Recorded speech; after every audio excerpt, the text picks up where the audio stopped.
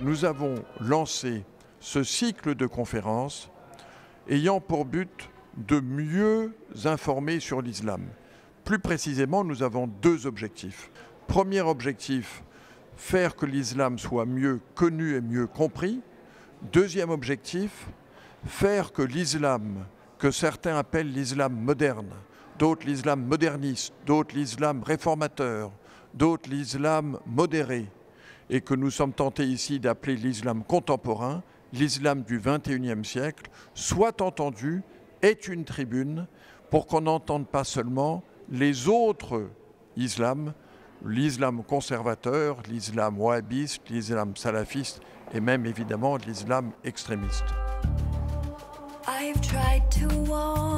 Parce que la bonne démarche, c'est de parler avec justement les personnalités musulmanes, soit de pays européens, soit de pays du Maghreb ou autres d'Afrique, en leur demandant qu'est-ce qui est utile. Donc il faudrait voir avec eux qu'est-ce qui doit être fait ou pas fait, dit ou pas dit, quelle forme d'encouragement. À part ça, c'est normal que, par exemple, la France, dans le cadre de la République, organise les cultes, comme elle le fait pour le pape à la fois, hein, chacun croit ce qu'il veut, hein, et organise, par exemple, les financements. Tout le travail que préconise Hakim El Karoui, je suis à fond pour, par exemple.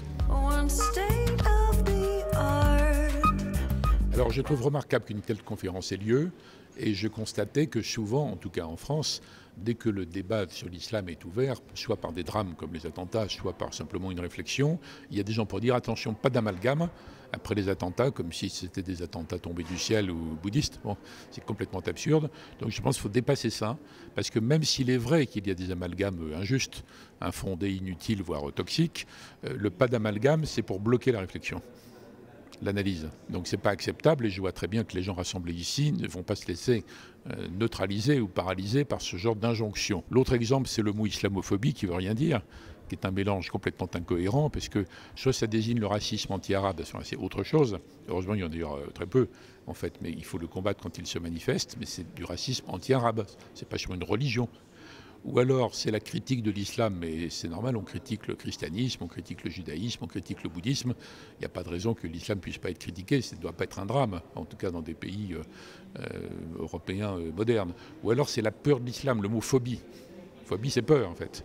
Et la peur de l'islam, en tout cas de ce que l'islam pourrait devenir si les fondamentalistes extrémistes, voire terroristes, pouvaient l'emporter, c'est quelque chose qui est ressenti par énormément de musulmans.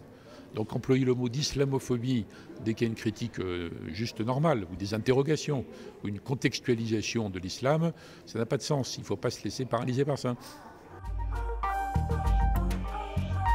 Ici, il n'y a que des gens éclairés. Mais pour moi, la conférence est un succès si, grâce aux réseaux sociaux, les idées qui y sont débattues sont diffusées. Le risque, c'est l'entre-soi. C'est finalement parler entre gens qui sont d'accord. L'islam, ce n'est pas un sujet consensuel, c'est un sujet de dissensus. Donc il faut accepter le dissensus, il faut aller parler aux gens avec qui on n'est pas d'accord, ce que je fais. Il faut accepter de prendre des coups, voilà, parce que notamment sur les réseaux sociaux, il y a beaucoup de violence, on le sait sur l'islam comme sur beaucoup d'autres sujets. Et puis après, il faut mettre en place les organisations, il ne faut pas avoir peur.